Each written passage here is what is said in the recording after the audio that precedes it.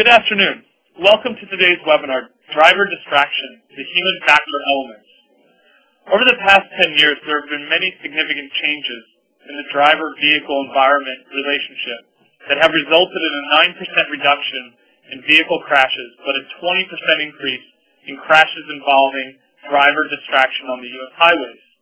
As roads have generally become safer, more vehicles than ever are on U.S. highways, and today's vehicles have become more complex with the introduction of new technology that has improved safety but also made it more difficult for drivers to maintain control of their vehicles.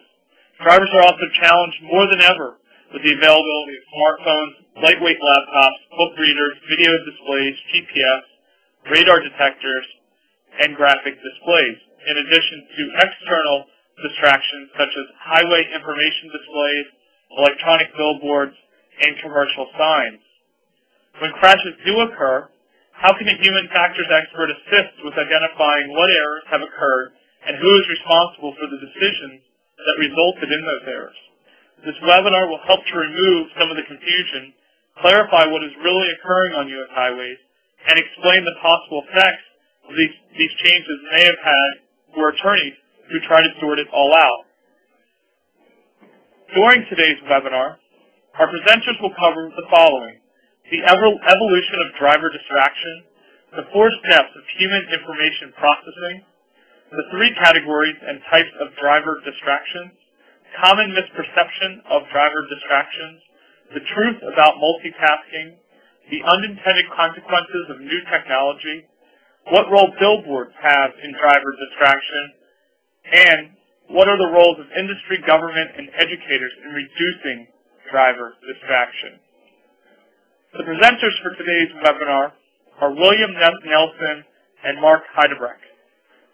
Will has over 30 years of experience in ergonomics, biomechanics, and human factors principles, and a wide range of experience on consulting and litigation issues. Mr. Nelson's expertise in areas of specialization include product liability, personal injury, premise liability, and accident reconstruction. He has been directly involved with the commercialization of emerging technologies such as holography, lasers, acoustic, and electronics. Mark Heidebrecht has 20 years of experience in research and application of ergonomics, biomechanics, physiology, and human factors principles. As a board-certified ergonomics human factors professional, Mr. Heidebrecht's experience and areas of specialization include product liability, personal injury, premises liability, and accident reconstruction. His areas of special interest include injury causation, driver distractions, helmet and concussions, and medical errors.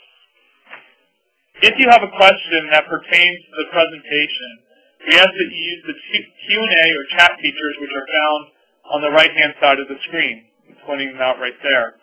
You may have to expand them by clicking on the white arrow to the left of them because the poll was up. Will and Mark will do their best to answer your questions during the presentation. Tomorrow morning I'll send out an email with a link to the archived recording of the webinar, and we do ask that you take time to fill out the survey that will appear on your screen after the webinar is over. I now invite you to sit back, relax, and enjoy. I'm going to turn it over to our distinguished presenters, Will Nelson and Mark Heidebrecht. Guys, it is all yours. All right, thank you, Matt. We appreciate the opportunity, and just again to reiterate what Matt has said is to welcome everyone to the presentation today.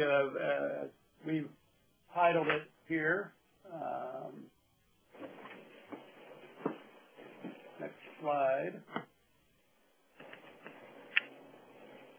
Oh, no, you guys want to go back to the other tab, the driver distraction. There we go. Yep, there we go. Now we're there. Great. Now we're on the right path here. Again, just welcome everyone.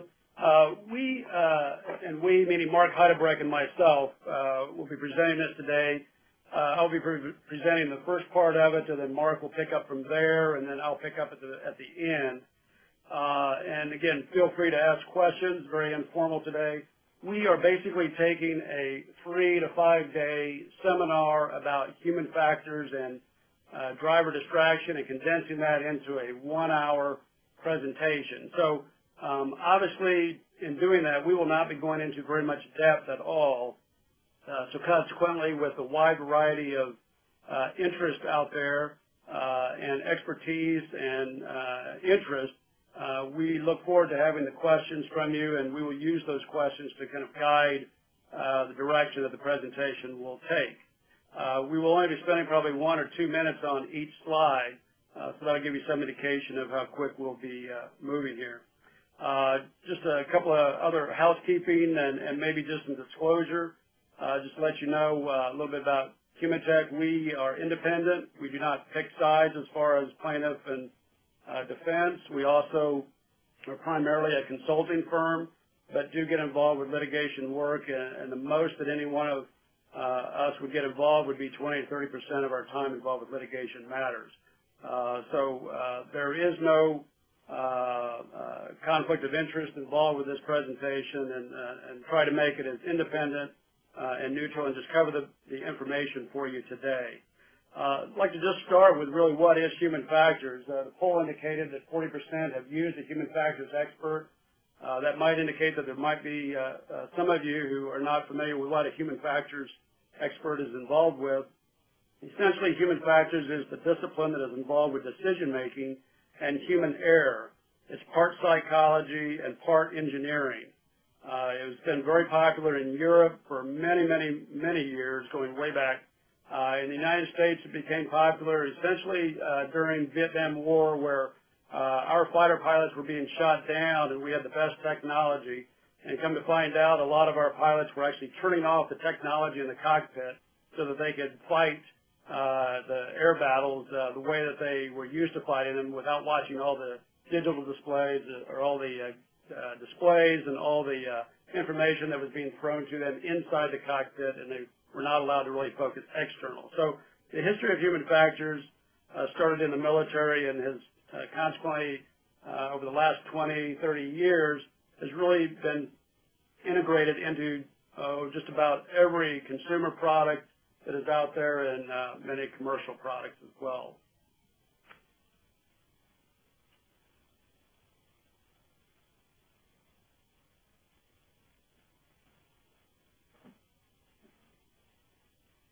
All right.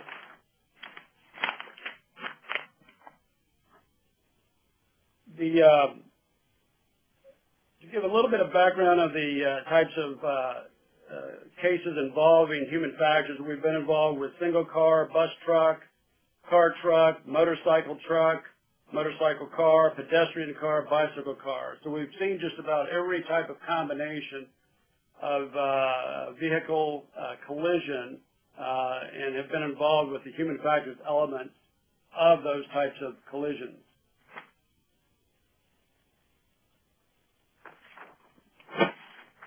Driver distraction, there's many different definitions out there for it. We use a very general one that basically says that any non-driving activity a person engages in that has the potential to distract from the primary task of driving and increases the risk of crashing. And driver distraction goes way, way back when cars were first invented. So it's nothing new to a driver as far as the challenge that they have faced. Billboards, which is one of the topics that we'll be talking in more detail about later, actually goes back to approximately 1907, which is one of the first major driver distractions that occurred on the highway. At that time, the effects, though, of driver distraction were much less, mainly because there was a lot less traffic on the highways. There was a less amount of distractions that was involved with driving a vehicle, much slower speeds. People were working 8 to 5 Monday to Friday rather than 24/7, 365, so you didn't have the much issues involving fatigue. You didn't have all the various factors from a drug interaction that you have today, where people taking prescription drugs and the effect that that has from a driver ability to control the vehicle.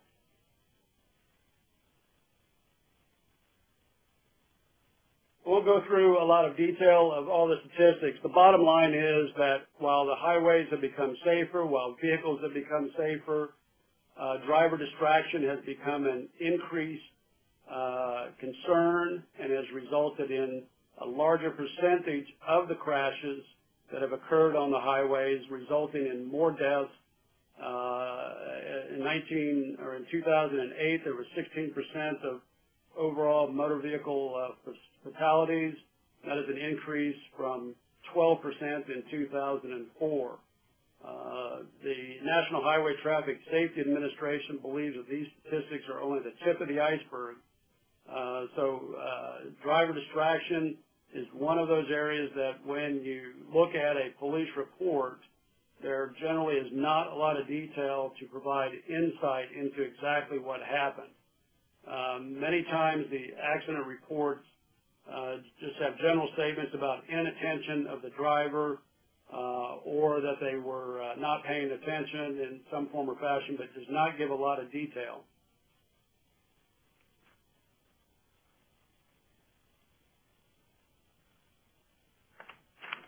Recent trends in driver distraction.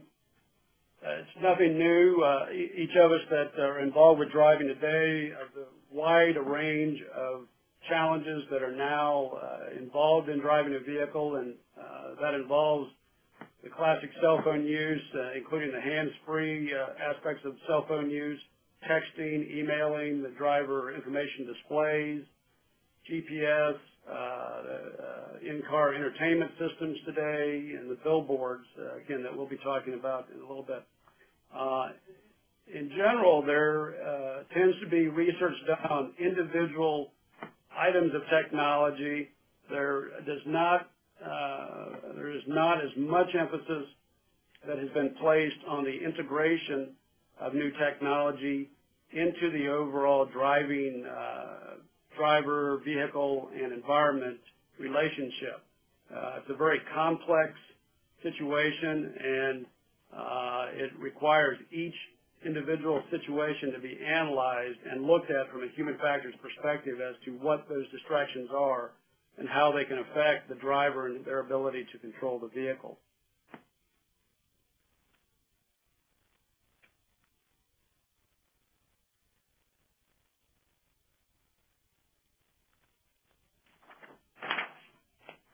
Common misperception, again back to the explosion of cell phone use in the past 10 years, why have crashes decreased 9% since 2000?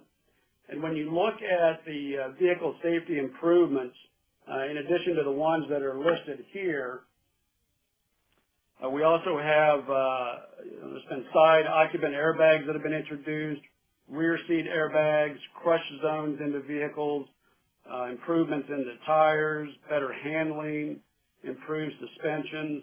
These are all things that have allowed the driver to maintain better control of the vehicle.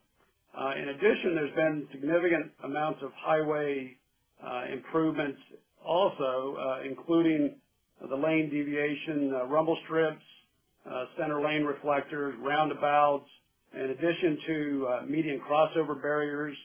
You see more of those installed on interstate highways, more divided highways in use today, as well as improved lane paint that provides better reflection at night as well as in rain.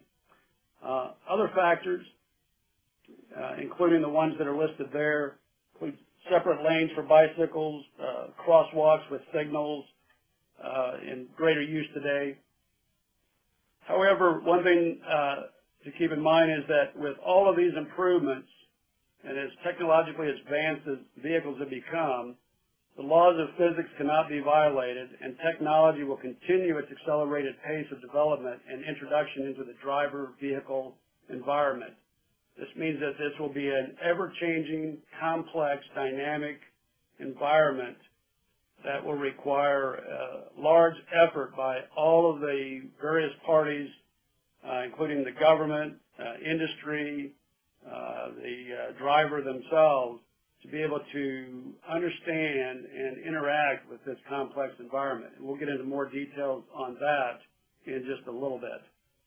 I'm going to now turn it over to Mark, and he's going to go through more of the details of human factors elements involved with driving.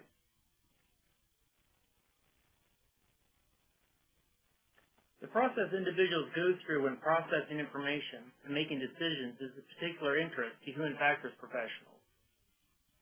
Information processing can be broken down into 4 basic steps: detection, identification, interpretation and decision, and reaction or response. Detection starts when the hazard enters the driver's field of view and ends when the driver has become consciously aware that something is present. Identification involves gathering information about the object until the driver can make an appropriate decision as to what it is, whether it poses a threat, and whether its existence calls for some type of responsive action or not. When the identification process is complete, the driver must interpret and make a decision as to the appropriate action, such as braking hard, swerving to avoid the obstacle. This piece of the process is directly affected by driver experience. If a driver has been in a similar situation before, the processing time to interpret the information and make a decision is reduced. The reaction or response is initiated when the brain sends a signal to the necessary muscle group to carry out the intended action. For example, the perception, reaction, or response process ends when the hands begin to turn the steering wheel.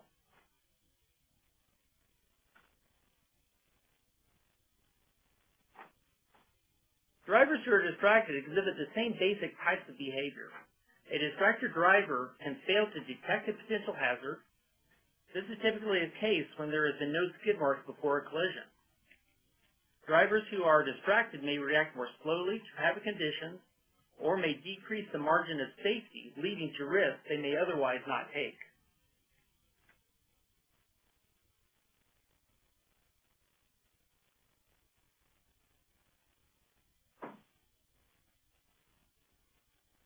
There are many misconceptions about multitasking.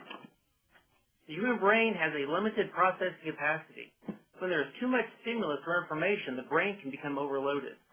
When driving, the brain must determine where to focus attention to receive the most information that is relevant to the task at hand. The brain cannot accomplish 2 tasks with optimal focus and effectiveness.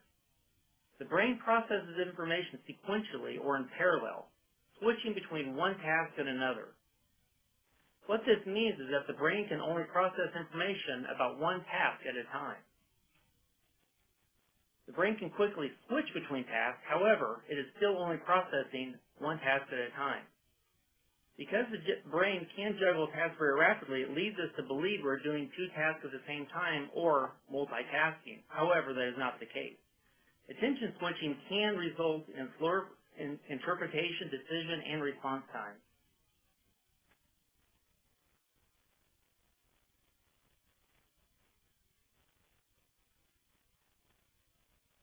Let's take a quick look at teenage drivers. Here's some interesting facts. 1 in 4 U.S. teen drivers admit to texting while driving, and nearly half of all teens say they have been in the passenger while a driver has texted behind the wheel.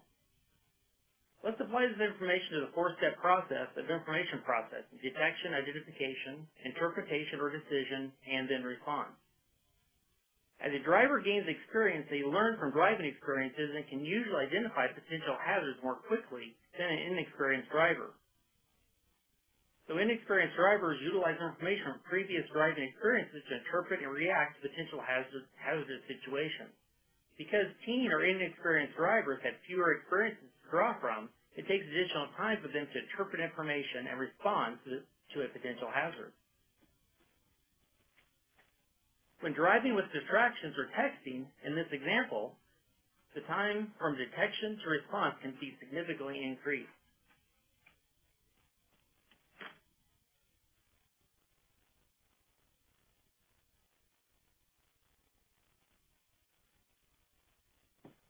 For the purposes of this presentation, we're going to divide distractions into 3 categories: visual, physical, and cognitive. A visual distraction involves a driver not performing a visual search where a potential hazard exists. This is commonly referred to as taking your eyes off the road. Examples of visual distractions can include looking at a text message or a billboard. One of the most common things noted on police reports is looked but did not see. A physical distraction involves physically removing your hand from a steering wheel. This could include such as typing a text message on a phone, changing a temperature control on a car, drinking, or eating. Cognitive distractions involve performing other cognitive processes which require the brain to switch between multiple tasks at the same time. An example of a cognitive distraction is having a conversation with a person or looking for an address when driving.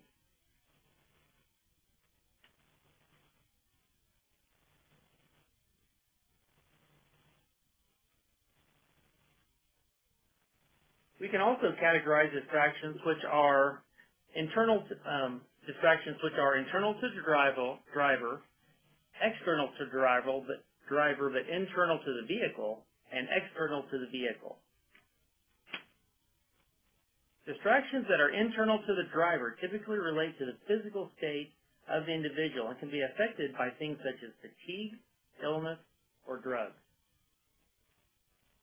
External distractions that are internal to the vehicle can include things as adjusting the vehicle controls, talking to other passengers, reading a map, or looking at a GPS system. Finally, distractions that are external to the vehicle can include scenic views, pedestrians, other vehicles, traffic, congestion, buildings, advertisements, and billboards.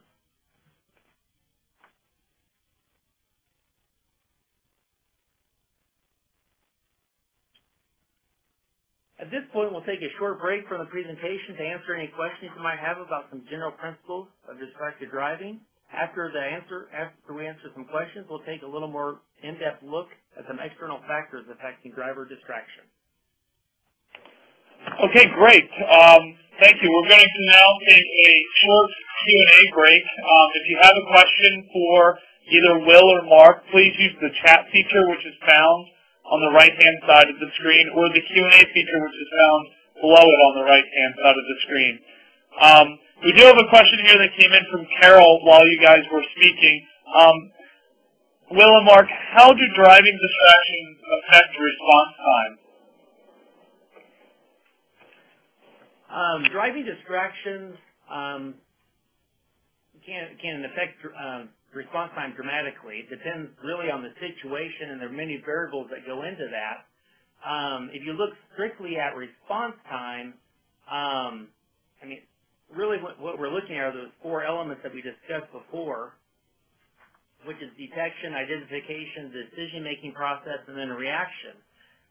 Distracted driving, if you take consideration like maybe texting, where you have a hand removed, the response time, because now you have an additional movement factor involved, back to the wheel, can be affected dramatically. However, also dramatically affects the detection phase.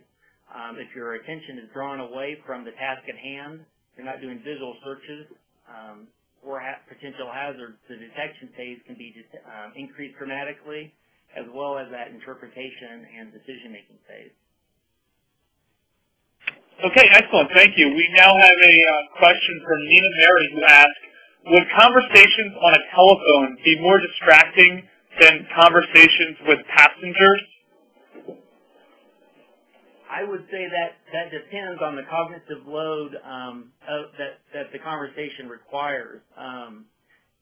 You can have different types of conversations, and where you really have to process a lot of information and think, in which your attention will be taken more off of the task of driving and more into the conversation. However, with drivers within the vehicle, there could be many other factors involved there, where children, things like that, draw your attention away from the task at hand, especially children in the back seat, where your attention is not only taken away, but your visual searching ability is taken away many times. I think all of us may relate to that. Mother's or father's eyes looking in the rearview mirror at the kids as they try to break up a fight or disagreement. Yeah, I think this is Will. Probably the key thing has to do with what is that conversation about. If I'm just having a quick conversation dealing with the song that's on the radio versus a in-depth conversation, let's say with an attorney about a case, those are two totally different types of conversations, and regardless of whether it's on the telephone or whether it's just with a passenger. So again, it gets back to that it's much more complicated than just a simple fact of what is the activity. A human factors expert will look into much more depth about the details of that activity itself. Okay, great. Thank you. We do have a couple more questions that have come in, and I thank the attendees for their great questions. We have a question here from Mark who asks, do hands-free phone capability like Bluetooth reduce distraction compared to handheld cell phones?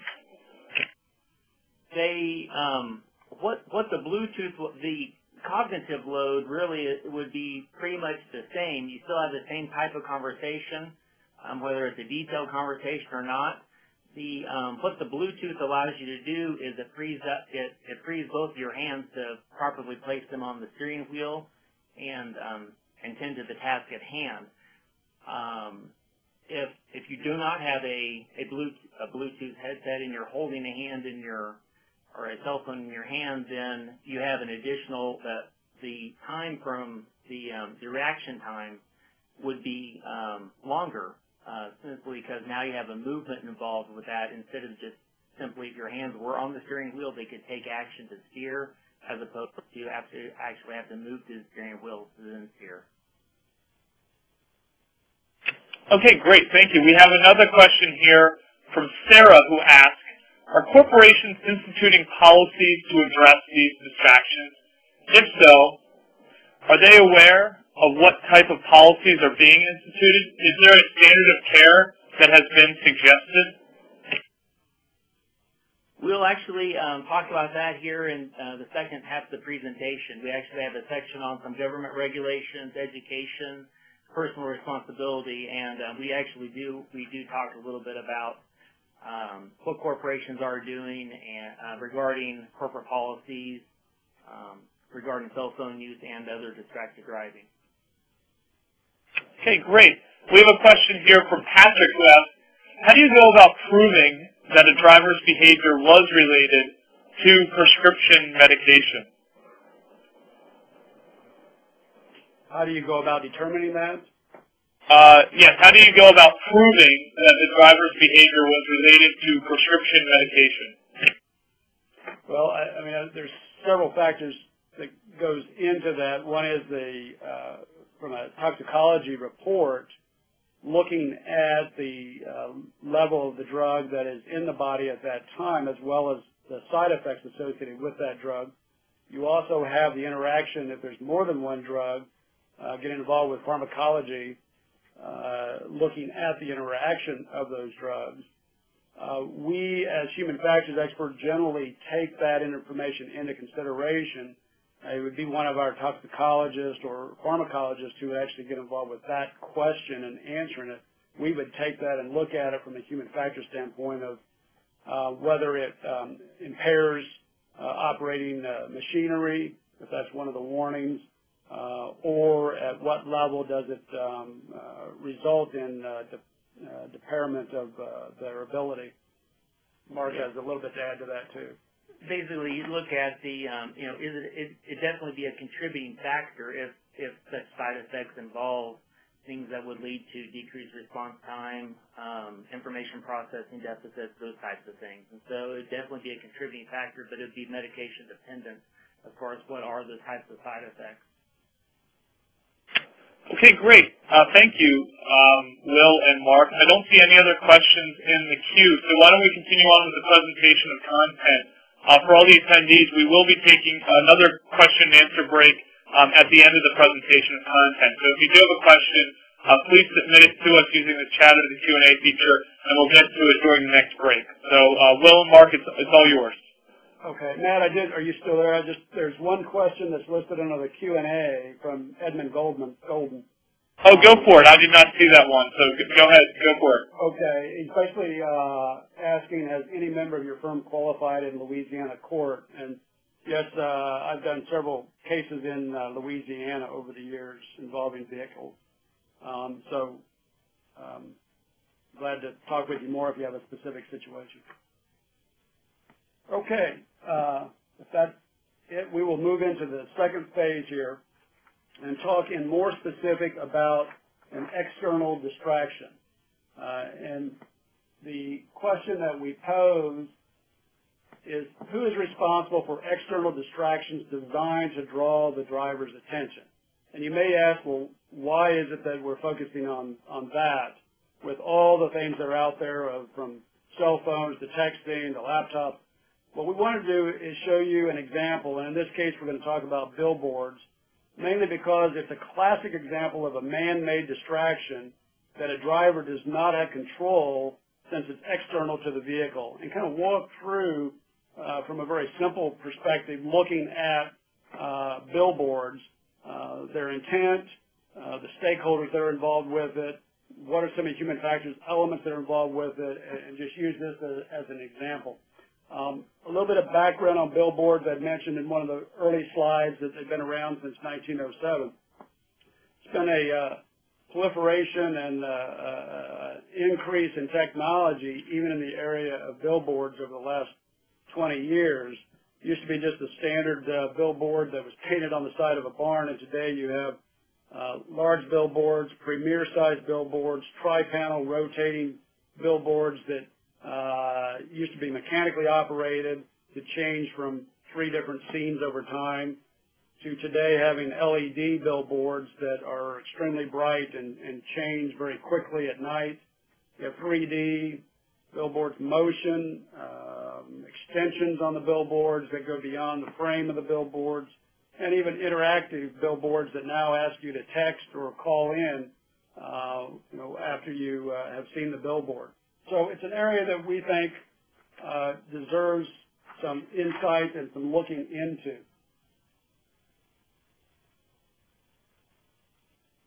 So who are the stakeholders that are involved in billboards? You have obviously the advertisers that use the billboards. You have the billboard companies themselves who install the billboards or own the billboards. You have advertising agencies that are involved with the design of the ads that go on billboards. The landowners that the billboard is on, and the building owners. The newest billboards, as I'd mentioned, encourage driver interaction through texting a message or calling a number. The nature of the information on advertising signs leads to degradation in visual performance that adversely affects reaction time and vehicle control capacity. And the following is a very important point. Drivers may be unaware that their eyes are drawn to digital billboards and can unintentionally delay reaction time of the drivers to time-critical on-road events. The fundamental point here is, from a human factors perspective, the purpose of the billboard is to give information or to a call to action or some aspect, but the primary focus from a human factors perspective is that the billboard's job is to distract you as a driver to look at me, I'm over here. So it's a very classic example from a human factors perspective. There's many factors that contribute to how distracting a billboard can be. And there's a lot of research that goes into how to design billboards so that they draw your attention.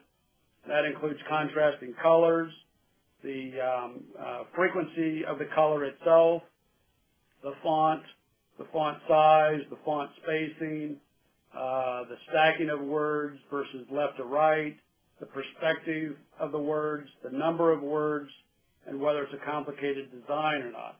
I don't know if any of you have spent much time looking at billboards and really analyzing them. Some of them are very simple and get across the message very quickly. Others of them you could spend many seconds trying to read the billboard and try to understand exactly what it's trying to communicate. So a billboard's job is to do just that, get your attention and distract you from driving.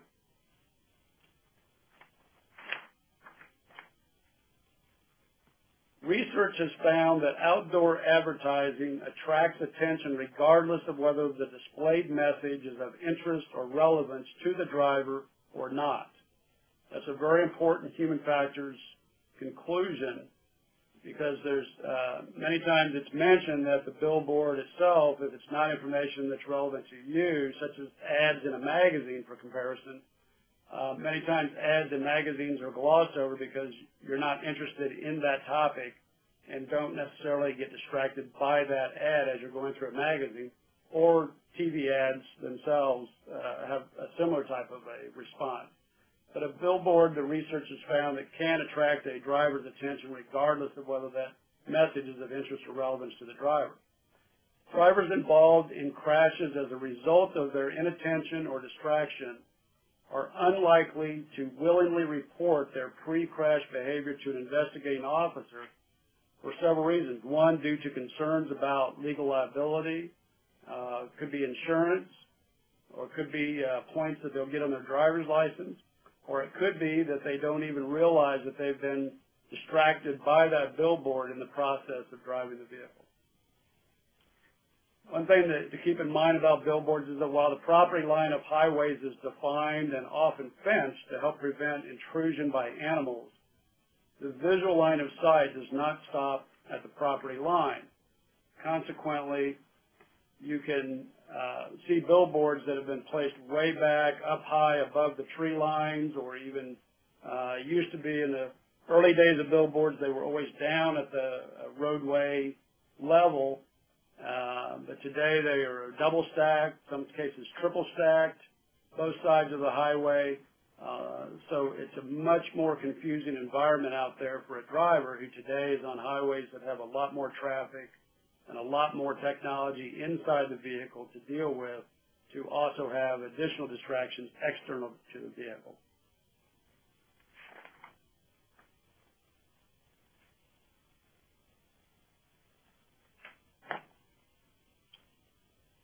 A couple of things that I wanted to point out relative to the human factors in billboards.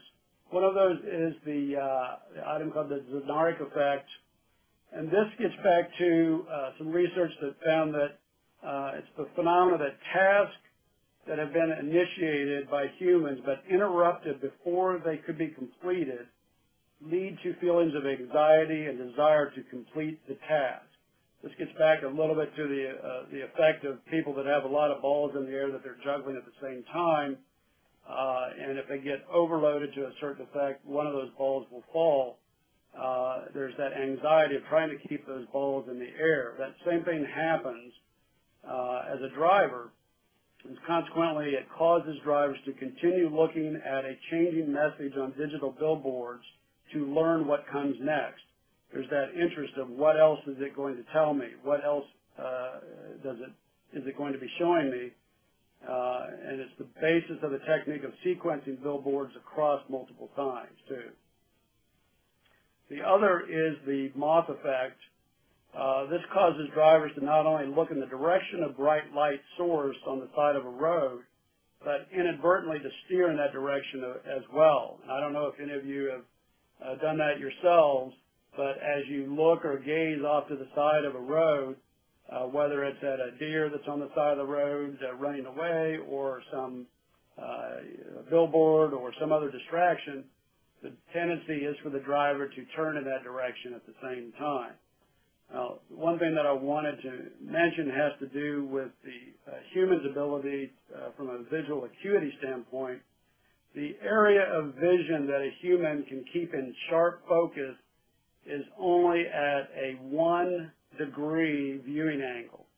So consequently, we as humans can only focus on something that we are directly looking at.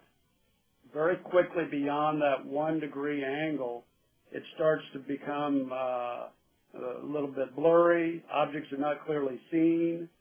The only thing that you can notice is strong contrast, and many times you can notice movement.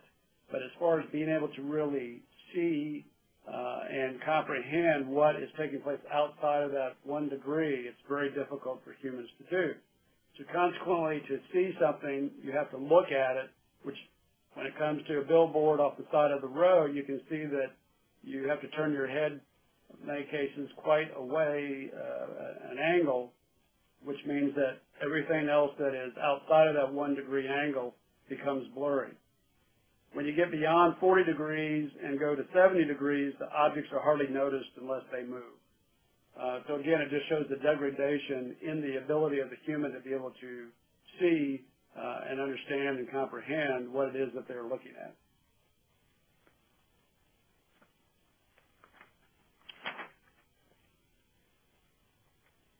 I'm going to turn it back over to Mark now, and he's going to talk about the industry, government, and education. So, what is being done to address distracted driving? We can address the issue by looking at 4 basic approaches: government regulations, education, individual responsibility, and industry standards.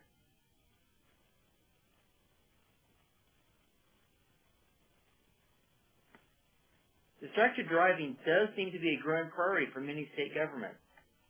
Currently, 27 states and Washington, D.C. and Guam include distracted driving in their strategic highway safety plans. And 7 states have held summits or have had special task force on specific distracted driving. States are improving data collection efforts as well. For instance, 43 states and Washington, D.C. collect data whether distraction was a factor in crashes on police reports, and 44 states, including Washington, D.C., report they collect information about distraction generally on crash reports. In just the past 7 years, the number of states collecting information about distraction as a factor in crashes has more than doubled, from 17 in 2003 to 43 in 2010. Just this year, there have been 42 states that have introduced distraction driving bills. 7 states and D.C. have handheld cell phone bans. 18 states and D.C. Prohibit school bus drivers from talking on the phone when driving. 28 states and D.C. Prohibit novices from talking and driving on the cell phone. And 28 states, including Washington, D.C., ban drivers from texting and driving. And another 9 states ban novice drivers from texting and driving. Results from the New Jersey enforcement of their distracted driving legislation, which is called Hang Up, Just Drive, resulted in 44,007 citations in just March of 2009. Since March of 2009, New Jersey has averaged 10,000 citations a month for violations of its cell phone law.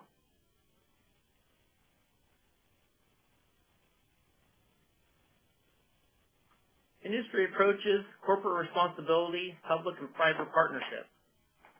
Currently, 35 states indicated they work with state agencies and private employers to address distracted driving. 16 states and Washington, D.C. indicate that they work with other state agencies or private companies to develop a distracted driving policy. The National Safety Council in 2009 survey found that 58% of companies have cell phone policies. I believe that was one of the questions that was asked earlier in this presentation. Most policies are enforced through honor system. 43% conduct parking lot observations, and 40% use driver records and traffic citations for identifying violations, and 10% conduct in-vehicle monitoring. Cell phone use when driving, texting, and distracted driving in general may create liability for employers under legal doctrines where employers are held vicariously liable for acts their employees commit during the course of employment. AT&T, a Can't Wait campaign, featured true stories and text messages that were sent or received before life-altering or ending crashes. And they highlight how inconsequential text messages such as LOL or where are you focus on the last messages that the individual ever sent.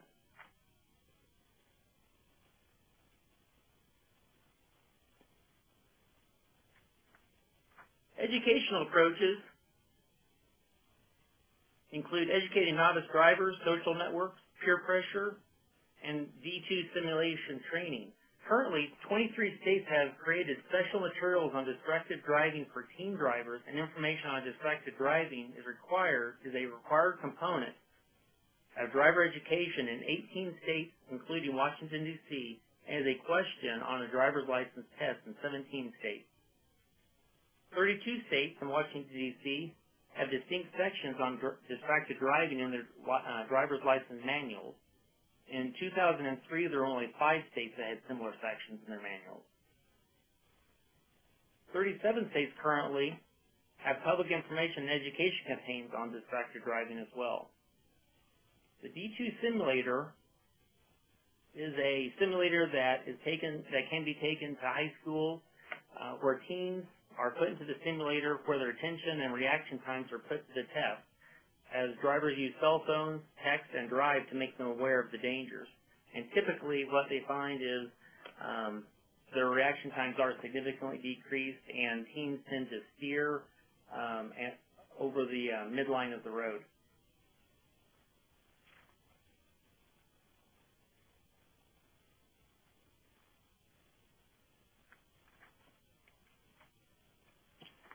All right.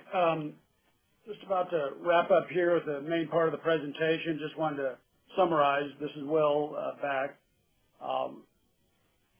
There is a shared responsibility in the driver-vehicle environment relationship. While the driver has primary responsibility to control the vehicle, however, simply blaming the driver for inattention for the crash does very little to get to the root cause or causes of the crash itself. Likewise, banning texting while driving or cell phone use does not get to the root cause of driver distraction or even contribute positively to the problem itself. Mark has covered a lot of areas there that can go into a lot of detail about each one of those topics, but just wanted to hit the highlights today. Hopefully that's given you some insight into human factors, how it relates to technology, how it relates to an example of distraction, and some of the steps that a human factors expert would go through. Now would be a good time for additional questions. Okay, thanks, guys. We do have a question already in the queue from Edmund, who asks, how does this influence the driver's ability to see an approaching pedestrian, especially at night? And this question refers to the 1% comments that you made during the second part of the presentation. Yes, it directly relates to the ability to see a pedestrian at night because of the low light level, as well as the street lights can create unusual contrast. The colors of clothing that the pedestrian is wearing can have an effect, as well as the headlights on the vehicle are really not designed to light up the side of the road as much as they are of where the driver is driving straight ahead. So there's the 1% is directly attributable to that question of whether a driver at night would see a pedestrian on the side of the road or entering the road from the side. Okay, great, and thank you. We have another question here. It comes from Jim, who asks, how would you propose to manage the placement of billboards on the highway? Well, that's an interesting question because when you look at billboards and compare them to other types of things that are built or put into the landscape or even into just the general community, generally studies have to be done about the impact that would have on that area. For example, if you're building a building, you obviously have to look at the roads, the access, the egress, the safety of coming to that building, the fire department's ability to service that building, the sewer, the effect that building has on the city services, et cetera. We tend to believe that the same type of analysis should be done relative to a billboard and looking at the amount of traffic, looking at the impact that billboard can have on distracting the driver and the effect that can have on the community as far as collisions, crashes, fatalities, etc. Generally, billboards are placed in urban environments where there is a tremendous amount of traffic, because obviously they will get the most amount of distractions or impressions, as it's called in the industry, to that to the billboard. But at the same time, that creates more distractions, which can lead to more crashes, more fatalities, more injuries, etc. We believe that there should be studies done before billboards are placed.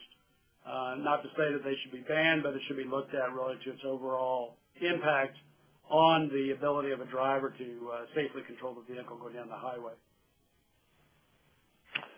Okay, great. Thank you so much. We do have another question here from Edmund, who asks, do you or any members of your firm have any law enforcement training, or has a member testified in a case involving emergency vehicles? Yes, we on both of those, we've been involved with emergency vehicles and looking at the effect that has. There's some very interesting work that's done looking at emergency vehicles and sirens, because of one is it's very difficult to know the direction that sound is coming from. The other is if you have your radio up at a certain level, as well as vehicles are sealed so tight today that it's very difficult in many situations to even know that there is an emergency vehicle that is coming either at you or across from you or behind you.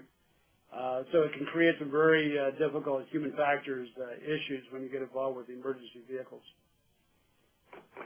And to kind of build on that, this is Mark. I've had a specific case that dealt with law enforcement. It was involving a police shooting, but we looked at lighting issues and the officer's perspective as far as the decision-making process. Was it appropriate for him to fire his weapon given the information available to him and what he could see? In the conduction of that case, I did many ride-along with officers, and actually lighting is a very important factor in law enforcement, because in many situations the officer's lights are actually used to blind the individuals of the cars they're approaching so that they cannot be seen, so it hides their presence of where they are. And so lighting is a very big factor in human factors in law enforcement. Okay, great. We have a question here from Mitzi, who asks, is there a calculation used to determine, quote-unquote, normal perception reaction time? It's a very good question, Mitzi. In the, quote, old days, yes, that there is studies that have done that just looked at just straight reaction time. But today, with it as complex as it is, we really use that as just a starting point and then factor in the complexities involved with the task that the driver was performing at the time of the collision. So the days of using a typical or a normal, we believe is really past, and each situation must be, again, looked at on an individual basis. There's also age factors that goes into it. The amount of lighting can affect, because as you get older, the amount of light that you need in order to, quote unquote, see something changes drastically. It's too complicated to really use just a standard formula as something that really should stand up in court. There have actually been studies done that have looked specifically even at reaction time of driving vehicles for people with hip replacements and anterior cruciate and knee replacements. So even injuries such as those dramatically affect reaction time, which need to be factored into the equation as well. Okay, great. Thank you. I don't see any more questions in the queue, so I think we should wrap things up. Will or Mark, do you have any last points that you'd like to hit on before I start to wrap things up? Yes, I did notice that Lee has a question.